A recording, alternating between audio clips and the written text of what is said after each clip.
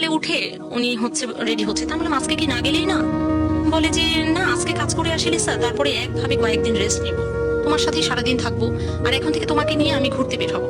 আর আরেকটা কথা উনি বললেন যে অনেক কষ্ট আমি তোমাকে দিয়েছি, তোমার মতো মেয়ে বলে আমার সাথে সংসার করে গেল। এই কথাটা কেন জানি উনি ওই দিন হঠাৎ করে বলে ফেললেন। আমি বললাম বাদ দাও এগুলো। উনি খাবার দাবার খেয়ে চলে গেলেন কাজে। আমি ঠিক কোনোদিন আমি তিনতলায় থাকতাম, আমি কখনো ওনার সাথে নিচে নেমে আসতাম না, কেন জানি আমি নিচে নেমে আসলাম। আমি যতদূর দেখা গেল ততদূর দেখলাম। এর মধ্যে আমি বাসায় আসলাম, খাওয়া দাওয়া করলাম, বাচ্চাদেরকে খাওয়াই 2 বাচ্চা নিয়ে স্কুলে চলে গেলাম।